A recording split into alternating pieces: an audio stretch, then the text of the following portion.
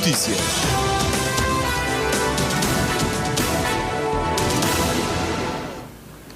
Treze horas em Cabo Verde, seja bem-vindo ao Jornal da Tarde. Começamos com os títulos. Jovem de 23 anos perde a vida depois de cair da barragem de Banca Furada em São Nicolau. O caso ocorreu durante a noite. As circunstâncias da queda estão ainda a ser apuradas. Janine Lelis desistiu da corrida à presidência da República. O anúncio foi feito hoje, cerca de 2 meses depois de ter manifestado a disponibilidade para ser candidata. Lelis justifica a decisão com constrangimentos de natureza política. Oitavo Congresso da UNTCCS, a plataforma Unir para Resgatar a UNTCCS, considera que a decisão confirma as irregularidades que vinha denunciando desde 2021. O presidente da Associação dos Taxistas de Santiago alerta para o agravamento das dificuldades devido ao aumento dos combustíveis e custos da manutenção. Alguns taxistas na capital já estão a cobrar valores acima das tarifas habituais.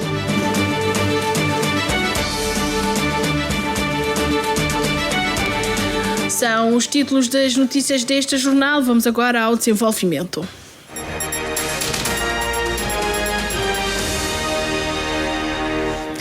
Boa tarde. Um jovem de 23 anos perdeu a vida na noite de ontem depois de cair na barragem de Banca Furada em Fajã, ilha de São Nicolau. O jovem era estudante em São Vicente, estava de férias na ilha.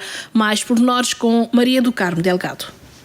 A polícia foi acionada por volta das 23 horas de ontem e quando chegou ao local encontrou a vítima já sem vida, conforme informou Manuel Lopes, comandante da polícia do Tarrafal. A polícia foi comunicar por volta de 11h47, dando aquela informação de um aparecimento de um indivíduo no interior daquele barragem, onde estava lá caído. O pessoal vai para o local, se confirma a veracidade. Se trata de um indivíduo de, acho, sobre 23 anos de idade, seu nome é Levi Júnior Silva Gomes, comunicando que as outras entidades vão para o local fazer inspeção, constata que já estava sem vida.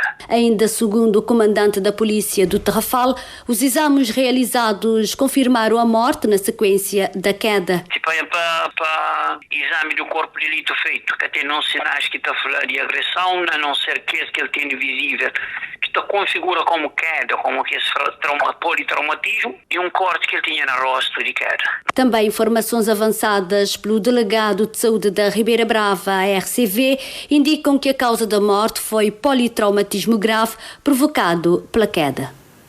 Jovem de 23 anos morreu depois de cair na barragem de Banca Furada em Fajã, São Nicolau. No fogo, um homem de 37 anos morreu na noite de ontem na localidade de João Pinto, em São Filipe, na sequência de uma colisão entre um veículo pesado de mercadorias e um motociclo. O condutor do veículo sofreu ferimentos ligeiros e, após avaliação médica, foi detido pela Polícia Nacional. As circunstâncias e causas do acidente estão a ser investigadas. Elcio Andrade. O acidente aconteceu na noite de quinta-feira, 13 de agosto, na localidade de João Pinto, em São Filipe. Segundo a Infopress, o acidente ocorreu por volta das 23h30 na estrada junto ao estaleiro da empresa Elevo. De acordo com informações da Polícia Nacional citadas pela agência, a viatura pesada seguia no sentido Almada-São Filipe, enquanto o motociclo circulava no sentido contrário. A vítima mortal, identificada como Patrick Galvão, conhecido por Roberto de Luiz, de 37 anos, residia na localidade de Racantinho, João Danoli, e morreu no local do acidente, tendo o corpo sido removido pouco depois da meia-noite, avançou a mesma fonte. O condutor da viatura pesada sofreu ferimentos ligeiros e foi encaminhado para o hospital na noite de quinta-feira. Posteriormente ficou detido na esquadra da Polícia Nacional em São Filipe. A agência acrescenta que o condutor deverá ser novamente conduzido ao hospital para realização de exames de radiologia antes de ser apresentado ao Poder Judicial para o primeiro interrogatório e eventual aplicação de medidas de coação. As circunstâncias que terão estado na origem da colisão, assim como as causas do acidente, estão a ser apuradas pelas autoridades. A vítima, de acordo com publicações de pessoas próximas nas redes sociais, era uma pessoa amiga e conhecida por todos e deixou esposa e filhos menores, segundo a Infopress. Homem de 37 anos morreu na noite de ontem na localidade de João Pinto, em São Felipe Fogo, na sequência de uma colisão entre um veículo pesado de mercadorias e um motociclo.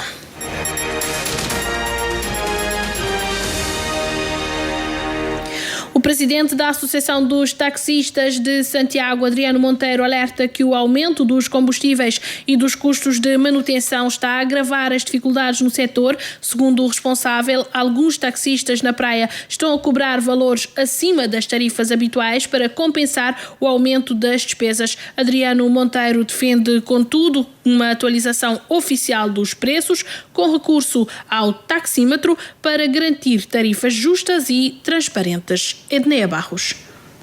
O aumento dos combustíveis leva alguns taxistas da praia a cobrar valores acima das tarifas habituais. O presidente da associação, Adriano Monteiro, propõe uma revisão oficial das tarifas, preferencialmente com recurso a taxímetros, e critica a fiscalização do setor, que considera fraca, quase zero. A fiscalização é fraca, quase zero. Porque nesse momento, cada um aplica seu preço.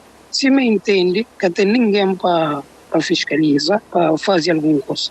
Há muitos anos não te pede reajuste de preço, que você está fazendo. Você dá razão a quem é que você está cobra um pouco a mais, mas também você dá razão. Então é importante agora, para Job, oficialmente, para atualizar um preço, porque senão, não sou obrigado a fazer Câmara Municipal uma proposta que toda tarifa também aumenta 50 escudos, assim, por enquanto não te espera uma coisa oficial, que talvez também é só com o taxímetro, porque sem taxímetro fica um pouco difícil. Mesmo que aquele que não está falando, sem escuro passa para 150, aquele que 150 passa para 200, agora aquele que era 120 ou 130. Por isso, então, só com o taxímetro, que não pode ter um preço justo. Os taxistas estão sufocados pelos sucessivos aumentos dos combustíveis, afirma Adriano Monteiro, criticando as tarifas que permanecem oficialmente inalteradas há mais de 20 anos. Porque nunca se está por mais, não está sufocado mesmo com aquele aumento de preço. Imagina, preço que não se aplica no momento é preço que quando 1 litro de gasóleo era 60 escudos. Hoje, 1 litro de gasóleo é 157 escudos. E para quem questiona porque as tarifas sobem quando os combustíveis aumentam, mas não descem quando os preços baixam, Adriano Monteiro explica. Até às vezes eu ouvi pessoas a falar, combustível está subindo, está a querer subir preço, mas o que diz, esse que está a dizer preço. O que está a subir às vezes 15 escudos, 9 escudos, o que está a dizer 1 escudo, às vezes 3 escudos, está a dizer muito menos de que aquele que sube. Por isso é uma coisa que dá para comparar. Como alguém tem subida de combustível, é que é só combustível. É muitas outras coisas que também manutenção, mudança de óleo, filtro e outras coisas fica mais caro. É preço de pneu fica mais caro. Para Adriano Monteiro, os preços oficiais e a fiscalização eficaz são essenciais para equilibrar os custos dos taxistas, os valores pagos pelos passageiros e evitar conflitos. O dirigente estima que cerca de 750 táxis com licenças ativas disputam o mercado com aproximadamente 1.000 clandestinos e aponta ainda a falta de mão de obra qualificada como um outro desafio para o setor. A Associação dos Taxistas da Praia defende uma atualização oficial das tarifas com recurso ao taxímetro para garantir preços justos e transparentes aos passageiros. A ARME reagiu aos pedidos de regulação dos preços nos IACs. A atualização dos preços praticados no serviço de transporte de passageiros pelos proprietários de IAC nas ligações interurbanas está fora da competência legal da agência reguladora, disse a ARME em comunicado. O comunicado da ARME esclarece ainda os serviços prestados pelo GIAS sequer estão classificados pela legislação em vigor como serviço público de transporte regular coletivo de passageiros. Ainda assim, diz o comunicado, a agência está disponível para contribuir tecnicamente para a procura de soluções equilibradas que salvaguardem tanto os interesses dos operadores como dos utilizadores. Janine Lelis desistiu da concorrência à presidência da República. O anúncio foi feito há cerca de 2 meses, depois de ter manifestado disponibilidade para ser candidata. Janine justifica a decisão com constrangimentos de natureza política, institucional e partidária, num cenário que, segundo a antiga governante, sofreu alterações significativas nas últimas semanas. Lelis afirma que, quando anunciou a sua disponibilidade, pretendia contribuir para uma eleição presidencial que oferecesse aos cabo-verdianos uma escolha efetiva entre diferentes perfis, percursos e visões para o exercício da presidência da República. A antiga ministra considera positivo o surgimento de outras candidaturas, mas aponta ao mesmo tempo para o aumento das tensões institucionais e partidárias e para uma crescente polarização no debate público. Segundo Janine Lelis, essas mudanças alteraram as condições para uma participação na corrida presidencial, nos termos que considera adequados, levando a não avançar para as eleições previstas para novembro. A deputada agradece ainda aos que apoiaram a sua candidatura e afirma que a decisão de desistir não diminui o seu compromisso com Cabo Verde.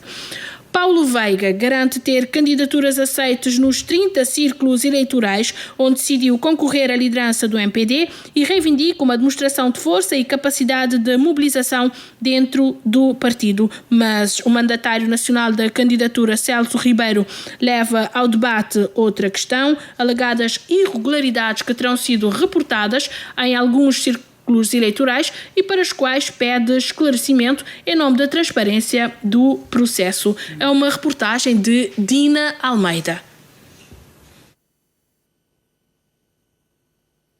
30 círculos eleitorais, 30 candidaturas apresentadas e todas aceitas. Este é o resultado que a candidatura de Paulo Veiga destaca no primeiro balanço do processo eleitoral interno do MPD, afirma o mandatário nacional Celso Ribeiro. Hoje sim, podemos confirmar com toda a segurança que formalmente as listas apresentadas pela candidatura do Dr. Paulo Veiga aos 30 círculos em que concorremos foram todos aceitos. Este resultado junta-se a um processo de candidatura igualmente à presidência do MPD, liderado pelo Paulo Veiga, igualmente concluído e validado sem qualquer irregularidade. Segundo os dados transmitidos à candidatura pelo Gabinete de Apoio ao Processo Eleitoral, a candidatura de Herménio Fernandes conta com uma lista aceite em 23 círculos, enquanto a de Luís Filipe Tavares tem candidaturas aceitas em 13 círculos.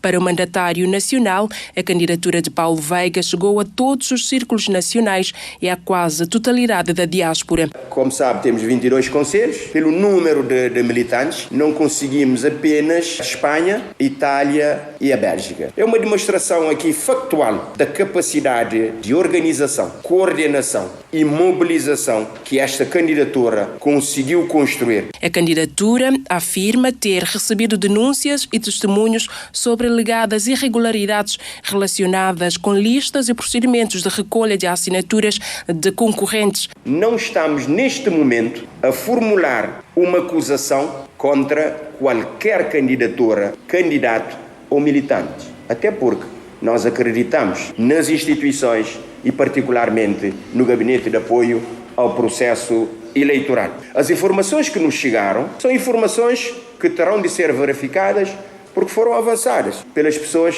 que têm interesse também no bom funcionamento do MPD e queremos partir de um princípio essencial, a presunção da regularidade de todos os atos praticados no âmbito desse processo eleitoral. 3 candidatos estão na corrida à liderança do MPD: Paulo Veiga, Luís Filipe Tavares e Herménio Fernandes. As eleições acontecem no dia 6 de setembro. Continuamos a falar de política. O CID diz-se preocupada com o que considera serem sinais da 11ª legislatura, nomeadamente no que refere à alegada preferência pela fidelidade partidária em detrimento da competência, da experiência profissional e do mérito. A posição dos democratas cristãos foi manifestada hoje no Mindelo, numa conferência de imprensa subordinada ao tema defesa das instituições da República e da meritocracia. Reportagem de Patrícia Martins.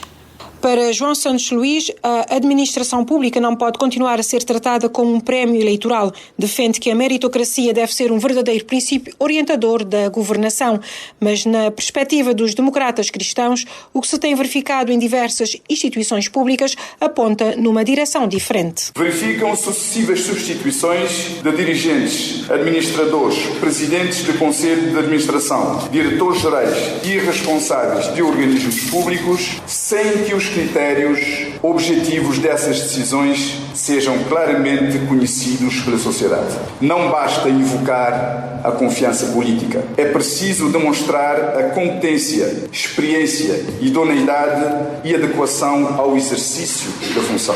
Porque quando as escolhas deixam de ser justificadas pela competência e passam a ser interpretadas como recompensa política e eleitoral, quem perde é o Estado. A UCIT defende um Estado onde a competência seja valorizada e premiada. Não importa apenas saber quem ganhou as eleições. Importa saber como governa quem ganha eleições. A UCIT entende que este é o momento de chamar a atenção. O presidente do partido sublinha que quem durante 10 anos criticou determinadas práticas não pode, poucos meses depois de assumir o poder, reproduzir os mesmos comportamentos que anteriormente condenava. Colocamos a tónica nos últimos 10 anos que o PAICV estava na oposição, em que, volta e meia, o partido que estava na oposição, o PAICV, criticou veementemente o partido que estava na situação, o MPD, por ter tomado determinadas medidas, nomeadamente no que diz respeito à indicação de pessoas, de cidadãos, para exercerem funções de administração pública sem concurso público, só por aquela pessoa ajudou na campanha eleitoral ou a troco de, digamos, o apoio na campanha eleitoral, vai passar a assumir determinada função. E, entretanto, este PAICV está a reproduzir exatamente o que condenava anteriormente. As posturas, tanto de um lado como de outro, são iguais. Portanto, nós aqui queremos chamar a atenção que o Estado não pertence a nenhum partido político, o Estado é de todos os cabo-verdianos, portanto, queremos, ao menos, que os partidos que ganham a eleição, neste momento o PAICV, optem uma outra postura. A defender uma administração pública ao serviço do país e não de qualquer partido, a UCIT promete denunciar tudo o que considera representar um retrocesso institucional, uma violação dos princípios da meritocracia ou uma ameaça ao fortalecimento da democracia. Sustentabilidade financeira dos municípios e a necessidade de encontrar novas formas de financiamento para responder aos desafios do desenvolvimento local estiveram em destaque na 5ª Conferência dos Municípios Geminados com Mosteiros. O encontro foi realizado no âmbito das celebrações do Dia do Município e da Santa Padroeira. A reportagem é de Elcio Andrade. Financiamento local sustentável, diversificação de fontes de financiamento foi o tema do painel apresentado por Fábio Vieira, presidente da Câmara Municipal dos Mosteiros, durante a 5ª Conferência dos Municípios Geminados com Mosteiros. Na sua intervenção, o autarca chamou a atenção para os desafios da sustentabilidade financeira dos municípios, apontando a modernização da fiscalidade municipal e a adoção de instrumentos financeiros inovadores como caminhos para o reforço da autonomia financeira. Mas nós defendemos que o reforço da autonomia financeira dos municípios não se restringe exclusivamente ao aumento do fundo de financiamento municipal. É fundamental também lançarmos um olhar crítico sobre toda a fiscalidade municipal. Há muitos desperdícios e é fundamental aqui trabalharmos no sentido de modernizarmos todo o sistema fiscal municipal, todo o sistema de tributação municipal, para que os municípios possam ter respaldo financeiro e desenvolverem-se em grandes sobressaltos. Fábio Vieira defendeu ainda o reforço da qualificação dos técnicos municipais e a introdução de instrumentos inovadores para a mobilização de recursos. Já o segundo painel, subordinado ao tema setor privado enquanto agente de desenvolvimento local, foi apresentado por Marco Rodrigues, presidente da Câmara de Comércio de Sotavento. O responsável considera que Mosteiros tem potencial para se afirmar na produção e transformação agroindustrial, mas aponta as limitações de infraestruturas, transportes e mobilidade como obstáculos à criação de vantagens competitivas e atração de investimento privado. É preciso que o poder público vê realmente aquilo que é possível contribuir e fazer de imediato em cooperação com os municípios, mas com a participação do setor privado, porque criando as condições de infraestruturas essenciais, o setor privado vem, o setor privado chega. Porque é que os mosteiros não desenvolveu ou não está a desenvolver muito mais? É precisamente pelas questões de infraestruturas, questões de transporte, a questão de mobilidade, e isto não cria vantagens competitivas à região. Então, se o Poder Central puder cooperar com o município em desencravar esta região, poderemos gerar muita riqueza para o país, na área do turismo, por exemplo. Para o presidente da Câmara de Comércio de Sotavento, a articulação entre o poder central, o poder local e o setor privado é fundamental para aproveitar o potencial de mosteiros e gerar riqueza para o município. 13h20. O Supremo Tribunal de Justiça confirmou a anulação do 8º Congresso da UNTCCS, realizado em março de 2022 e que elegeu Joaquim Almeida secretária-geral. A plataforma Unir para Resgatar a UNTCCS diz que a decisão confirma as irregularidades que vem denunciando desde 2021 e considera que a atual liderança deixou de ter legitimidade para continuar à frente da central sindical. Os pormenores com o jornalista Carlos Santos. É mais um capítulo de uma disputa judicial que remonta a 2021. Na origem está o Conselho Nacional da UNTCCS, realizado nesse ano, e cujas deliberações viriam a ser anuladas pelos tribunais. Foi a partir dessa reunião que se avançou para o 8º Congresso da Central Sindical, realizado a 9 de março de 2022 e que elegeu Joaquim Almeida secretário-geral. Para Eliseu Tavares, coordenador da plataforma Unir para Resgatar a UNTCCS, anuladas as deliberações que estiveram na origem da convocação, o Congresso também não poderia manter-se válido. Este acórdão 375/2026 é um acórdão do Supremo Tribunal de Justiça que corrobora um outro acórdão que já era do Tribunal de Relação de Sotavento. Quer dizer que temos dois tribunais superiores que anularam o Conselho Nacional e ambos anulam também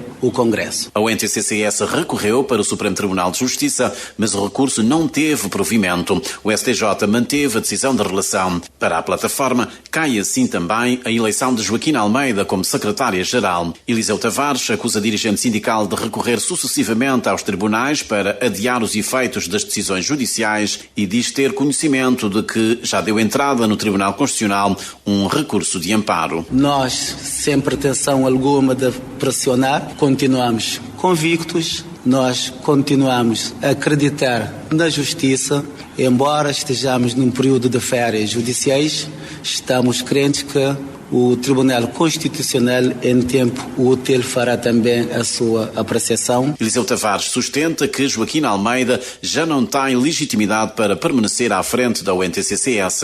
Por isso, apela ao Governo, às autoridades laborais e às organizações internacionais ligadas ao trabalho para que tirem consequências da decisão judicial. É um apelo ao Governo, às autoridades do trabalho, aos organismos nacionais e internacionais que colaboram com a UNTCCS, porque provado está de que não há nenhuma legitimidade, não há nenhum valor moral que possa consubstanciar qualquer atividade da senhora. Mas a batalha judicial ainda não terminou. Segundo Eliseu Tavares, corre também no Tribunal de Trabalho um processo para que a atual liderança da UNTCCS fique limitada à gestão corrente. Para a plataforma, o caminho passa agora pela realização de um novo Conselho Nacional que prepara a reorganização da Central Sindical. Já temos contactos com o nosso advogado e pode ser pela via de pedir ao Tribunal de uma comissão, porque uma coisa é certa, a senhora não tem moral, não tem credibilidade para organizar seja o que for a nível da UNTCCS, porque já estamos habituados, se ela tiver a oportunidade, será mais uma fraude, será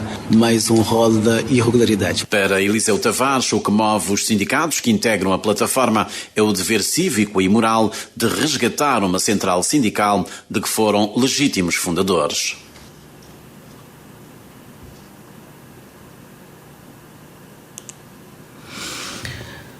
E vamos agora falar de Tempestade Erin. Um ano depois, o Rony Brito foi a Ribeira Prata ver como passa a situação na localidade que foi uma das mais afetadas pelas chuvas em São Nicolau. Um ano após a passagem da tempestade Erin, a localidade da Ribeira Prata continua a carregar as marcas das fortes enxurradas que atingiram a comunidade. Dicas e tanques de retenção de água permanecem assoreados e danificados sem qualquer intervenção até o momento. A situação preocupa as pessoas daquela comunidade, sobretudo perante a possibilidade de novas chuvas intensas. O presidente da Associação Comunitária de Ribeira Prata alerta que, sem uma intervenção, a localidade poderá voltar a ficar exposta a inundações e outros riscos. Naquela área de zona de Rua de Camelo, na Ribeira Prata e de Bosch, tem uns diques que foi feito desde casa de 80, as diques de pedra em soço, mas ainda fala, se acaba para sofrer algum dano, não se esperava que se dava um jeito, mas até ainda se acaba fazer uma intervenção nesse, acaba para a irmã romper, se algum perigo para a zona de Rua de Camelo.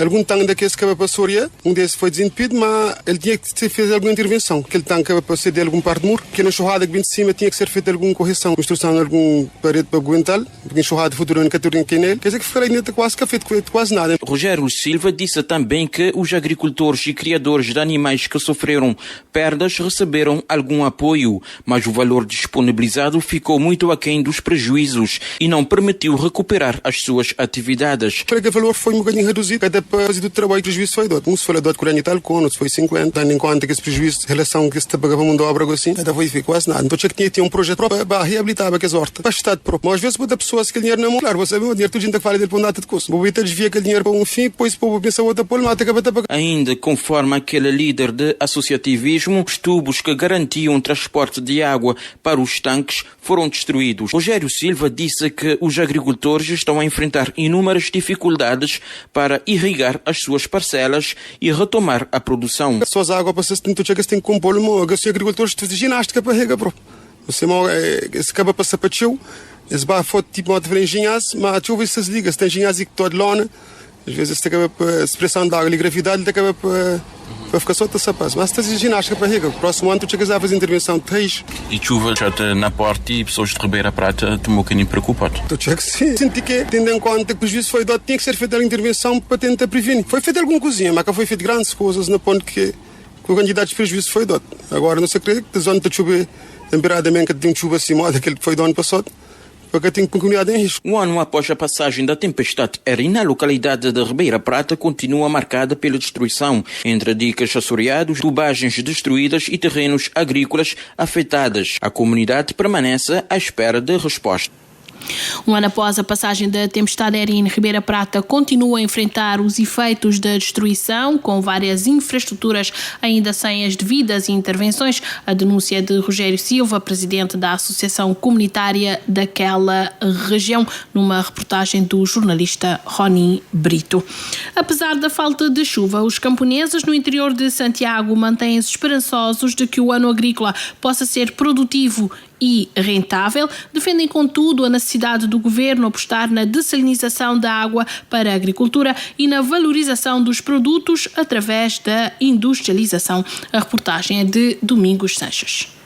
Investir no setor de agricultura continua a ser uma prioridade vital em Santiago Norte para garantir a segurança alimentar, reduzir a dependência externa de bens de consumo e dinamizar as economias locais. A nossa reportagem percorre os vários municípios da região, constata que os camponeses estão preparados para a atividade agrícola de sequeiro em curso. Há zonas altas onde o milho e o feijão estão avançados e há outras do litoral onde o cenário é pouco promissor, mas a esperança e a força interior que sustenta os agricultores nos momentos difíceis.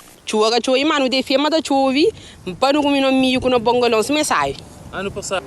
Salmiango sites já começa a chover. Tem milho grande? E começa a ponta. Mas qual é a perspectiva esse ano? Ainda as águas está a ser bom. Está certo. Semana passada? Semana passada já tinha bom risco, não sabe. Mas ainda por chove? Ainda por chove. Se é mais chuva da chove, é bufinho mais. Às vezes, por ir mais chove. Esse ele só está por outro dia? Ontem.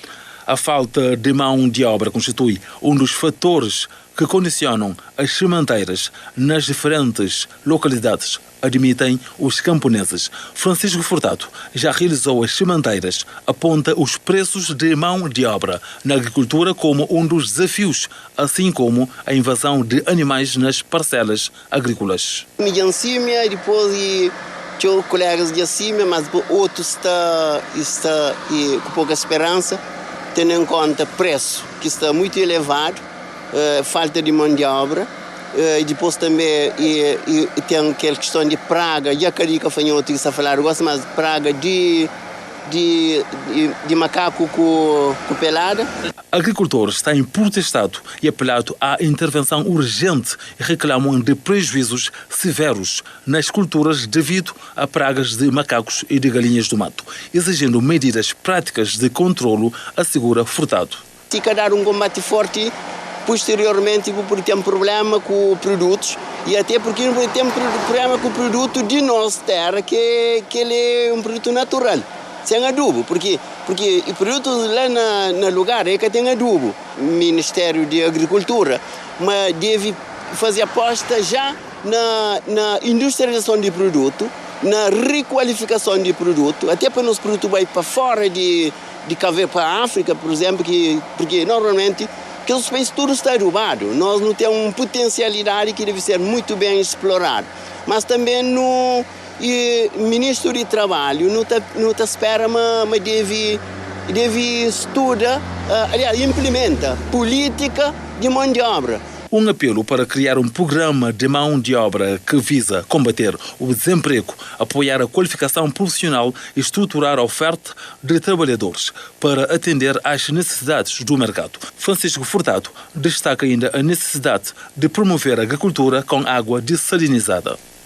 Apesar da falta de chuva, os camponeses no interior de Santiago mantêm-se esperançosos de que o ano agrícola possa ser produtivo.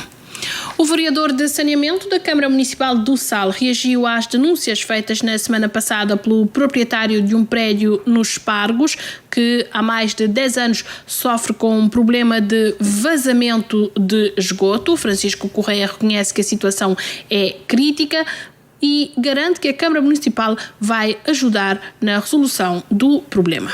Carciana Lima. Francisco Correia começa por esclarecer que a competência da construção da rede de esgotos é do Governo e que a zona onde fica localizado o prédio pertencente a António Conceição não foi contemplada. O vereador de saneamento diz não corresponder à verdade que a Câmara Municipal tenha adquirido materiais para fazer a intervenção necessária e lembra ao proprietário que ele é o principal responsável pelo saneamento do seu prédio. O Sr. António tem aquela casa onde ele tem 8 apartamentos alugados. Ele tem um rendimento de 180 a 200 mil escudos por mês. E o primeiro responsável para a salubridade do edifício dos seus moradores é o Sr. próprio António, que devia recorrer à entidade privada, como todos os cidadãos salenses que têm rede de esgoto, para fazer esgoto através de caminhão, porque a Câmara não tem equipamento para efeito. Todo alguém que é de classe 1, classe 2, que é pobre, que tem problema de que ela sempre a Câmara recorrer à APP, aluguer de equipamento que é para fazer socorrer e coisa. Mas o Sr. António, o prédio é comercial e, segundo informação técnica, não é problema até de fossa, é problema de canalização interna que o Sr. António está a fazer investimento para fazer correção devido para criar salubridade e conforto a seus clientes que estão a pagar mensalmente. Todavia, à semelhança daquilo que tem sido feito noutras situações críticas, o vereador garante que a Câmara Municipal do Sal irá fazer a extensão da rede de esgotos para ajudar a resolver o problema e justifica a demora. Não tem um protocolo com a APP que vai resolver alguns problemas. E lá está contemplado. Não corresponde de verdade que é 100 metros. Porque de lá de rua principal, de rua chinesa para chegar lá é muito mais 150 metros. E para o Sr. António, como aquele rede de esgoto, para não fazer, que não está a fazer aquela extensão, está a sair mais de 1.500 conto ou 2.000 conto. Ele que arranca ainda porque o APP estava com dificuldade de material, de fazer importação de material da Europa e depois, nesse precisamente, tem uma carência de mão de obra. Enquanto esta solução definitiva não chegue, Francisco Correia é categórico em dizer que António Correia terá que resolver este problema de vazamento de esgoto pelos próprios meios, recorrendo ao serviço privado. O vereador de saneamento da Câmara Municipal do Sal reagiu à denúncia feita pelo proprietário de um prédio em Espargos, que há mais de 10 meses sofre com um problema de vazamento de esgoto no edifício. Francisco Correia reconhece que a situação é crítica e garante que a Câmara Municipal vai ajudar na resolução do problema. Com o alto patrocínio do futebolista internacional de origem cabo-verdiana Patrick Vieira, a segunda edição do Trafal Beach Sport foi lançada hoje na cidade da Praia. São 10 modalidades que vão estar em ação durante 4 dias naquele concelho do interior de Santiago, anuncia o coordenador do evento, Gracilino Barbosa. No tênis surf, no tênis futebol de praia, handebol de praia, voleibol de praia, no tênis basquetebol 3x3, no tênis natação, no tênis corrida de bote. Então está cheio, repleto de modalidades e repleto de participantes. Participantes que Gracilino Barbosa espera ultrapassem a barreira dos 3.000, o número registado na primeira edição em 2025. Já lhe fazia o convite, a ideia ultrapassa aquele valor, para não ter, a mim está falando, super positivo, para não ter 5.000 pessoas de atletas que competem, na modalidade diferente, envolvidos, mas também não tem algumas modalidades que provas, por exemplo, tradicionais, provas que a gente fazer quando puxa corda, de salta, então envolve beijos experientes, a leva, tudo que ele se experiência para a Praia do Mar, para mostrar nos meninos, uma hora que ser campeão, uma hora que ser vencedor. Quanto ao envolvimento de Patrick Vieira, Gracilino Barbosa enaltece a disponibilidade do futebolista e desafia outros atletas de alto nível a seguirem este exemplo. Então hoje é de que todo desportista deve fazer o mesmo, passa aquele testemunho ali, porque no mês te mostra crianças que talvez te desacreditam nesse, de que existe um caminho e desporto é sacrifício, mas tem uma recompensa mais tarde. O Trafal Beach Sport arranca hoje e decorre até o dia 16, abrange 10 modalidades e esperam-se mais de 5.000 atletas. Antonino Veiga apresentou no Museu de Tabanca de Chão de Tanque o livro A Jornada do Menino Rumib. O livro aborda os valores cabo-verdianos e aspectos históricos e antropológicos do país. Ângela Monteiro. Na apresentação pública de A Jornada do Menino Rumib, o autor, que é dentista de profissão, explicou-nos que a obra traz sessões de memórias narrativas de Cabo Verde após a independência, dividida em 5 capítulos interligados. A primeira parte fala sobre e das escolas, a questão imigratória, e sempre tendo como pano de fundo princípios e valores que nos ensinaram de que tudo, família, a comunidade inteira, era responsável pela educação de criança. Então, na segunda parte, devemos falar sobre sucesso profissional, mas baseado sempre naqueles princípios e valores. É um personagem fictício, mas que qualquer um de nós pode ser retratado nesse tal menino Rumib. Sublinhou a obra, apresenta também uma particularidade científica. Ele é baseado na cerca de 20 e 23 livros de autoridades, autores que estão constituídos autoridades a nível internacional, com alguns autores também cabo-verdianos. Portanto, tudo que nos fala de valores e princípios nos é fundamental para nos mostrar que está alinhado com teorias atuais de tudo que é parte sociológica e psicológica. O sociólogo Henrique Varela, na apresentação, realçou as experiências partilhadas nesta obra poderão gerar conexões fortes com a nova geração. Percorrendo as 183 páginas, o leitor consegue ver a vivência desse menino desde a sua infância, adolescência e a fase adulta. E isto nos leva a uma leitura cativante, vendo exatamente esse percurso, que é um percurso que pode cativar a todos os outros meninos na geração de hoje. Francisco Tavares, um outro amigo do autor e apresentador do livro, frisou: o leitor vai fazer uma viagem pelo percurso de vida de um filho de Xanitanque, cheio de simplicidade na linguagem e caráter cativante da narrativa. primeira lição é de que não pode bem de muito longe de pobreza, mas que tem limite, tem onde não pode bem. O segundo é que com disciplina, com oportunidades, mas também com muito trabalho, não pode atingir sucesso. O terceiro, a nós de Xanditanque, nossa geração, nossos pais estudavam menos que nós. A maior parte dos nossos pais eram analfabetos, mas ao mesmo tempo nossos pais eram sábios, porque sendo analfabetos, outros com muito pouca escola, mas eles faziam melhores escolhas para seus filhos. A Jornada do Menino Rumib é a primeira obra literária de Antonino Veiga, promovida pelo autor em parceria com a autarquia santa catarinense.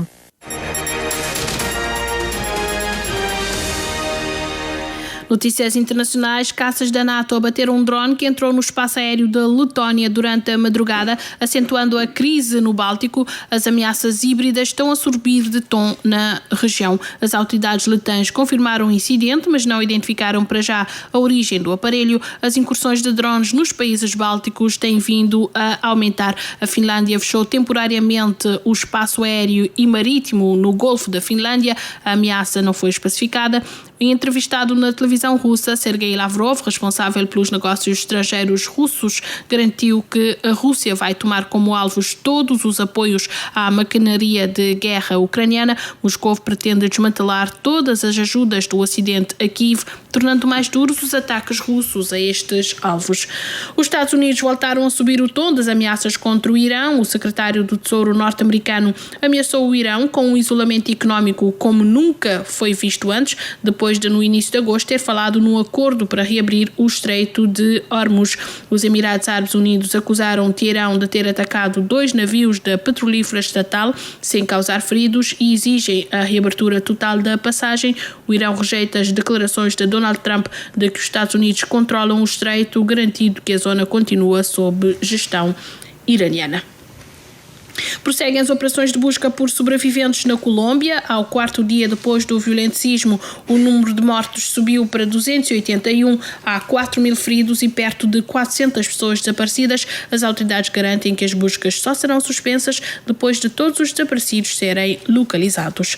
Moçambique precisa de mais ajuda humanitária. As Nações Unidas avisaram que Moçambique só tem garantida nesta altura 1/3 da resposta humanitária de que precisa até ao final do ano. A capacidade de assistência está condicionada pela falta de recursos. Com mais de 28.000 deslocados devido ao conflito armado e com o risco acrescido da seca provocado pelo El Niño, o retrato da situação humanitária em Moçambique foi divulgado pelo Gabinete das Nações Unidas para a Coordenação dos Assuntos Humanitários, que pediu mais de 460 milhões de euros para ajudar a população afetada.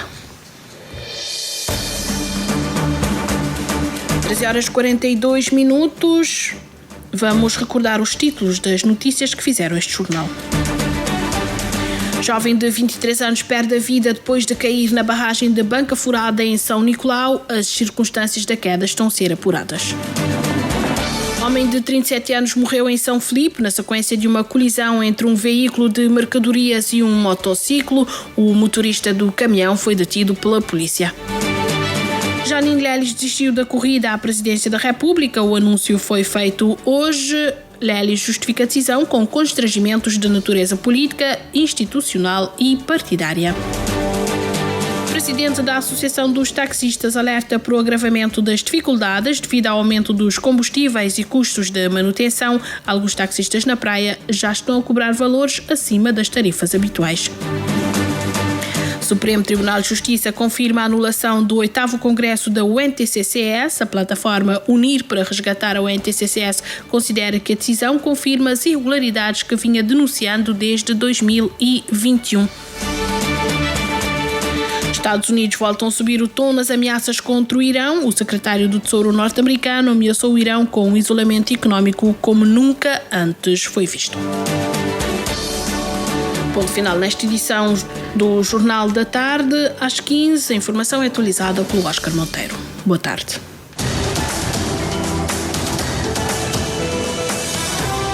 Mais informações em www.rtc.cv e na aplicação RTC Mobile.